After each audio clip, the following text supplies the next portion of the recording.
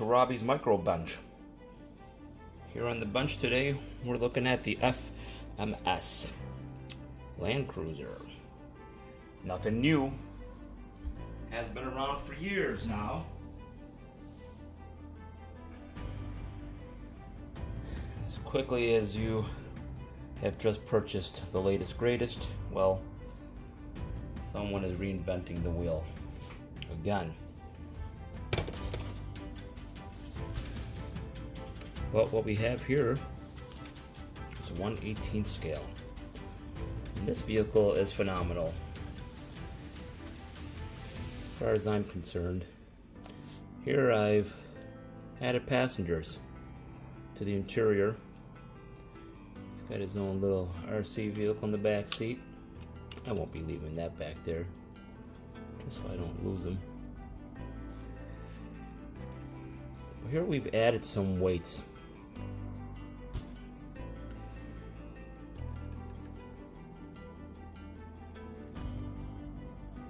You see these weights that I've added. I have some beneath the seats as well. You can see them hiding there. I'm a believer when it comes to creating a vehicle to respond to look scale. Well, the rest of the world is obsessed with putting brass in the wheels, and I get it. You want your vehicle to crawl up vertically like a spider.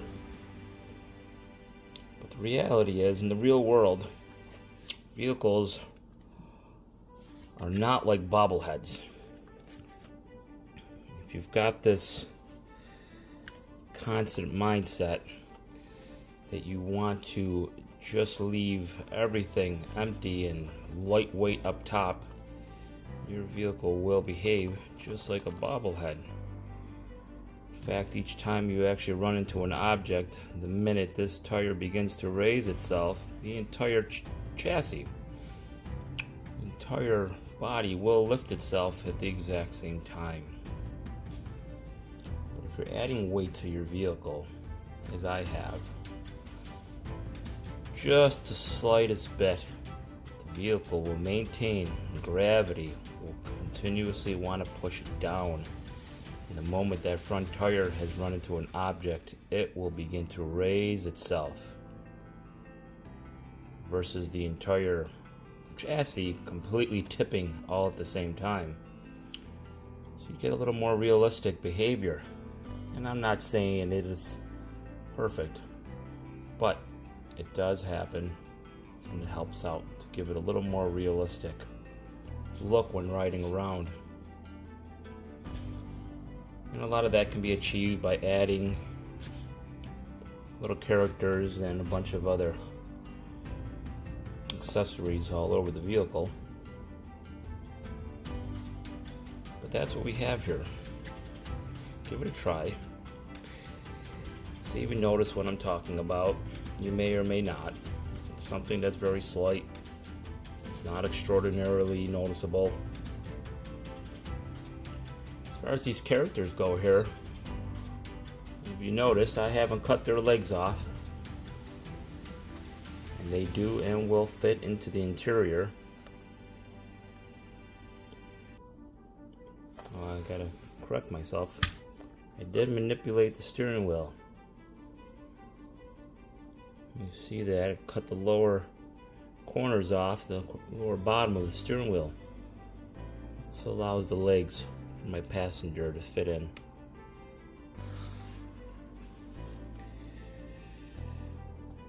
See, I can drop this right on in here.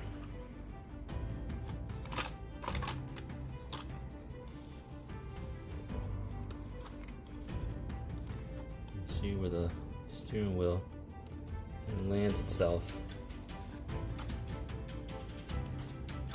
Almost settled in there.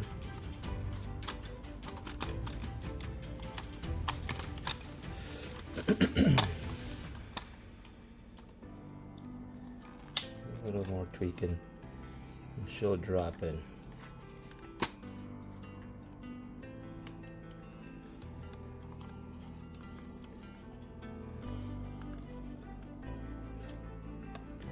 You have all that weight dropped in onto the vehicle.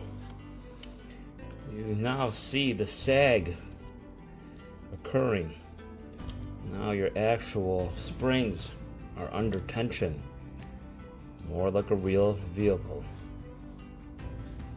With no weight on the chassis and the upper half of the body, your vehicle kind of just stays right up in the air. This is no good. You want the upper weight, you want the springs to be loaded. You want to slow down that action of the springiness, yes. Pack the internals of the shocks with just a little bit of grease. Nothing crazy. And I'm not telling you your vehicle's not going to bounce, but it wants to settle. Gravity wants to push down. That weight wants to drop. And you see how that reacts? There's no modifying suspension or special shocks. And when these wheels begin to run into objects, you will notice they will compress, they will move, they'll want to move in a little bit before the entire vehicle wants to immediately lift itself.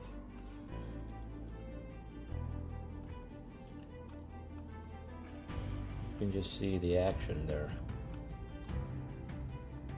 Certainly it's got a little more realistic behavior in the suspension.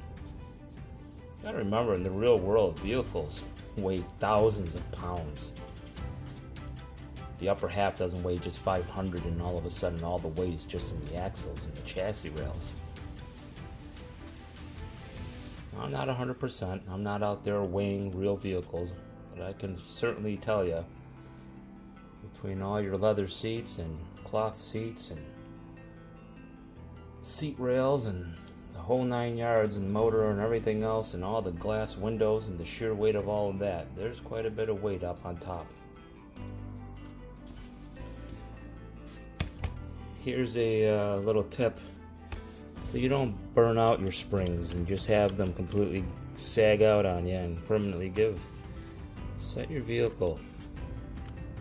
Sit it up always on a tire or something. Don't just leave your vehicle sitting on your shelf. That'll relieve your tires and it'll get that weight off of there. Alright. Well, I have hopefully a video show you how the beast is running. Hope these little tips here help someone out. Help someone get a little more realistic behavior out of their vehicle. Take care.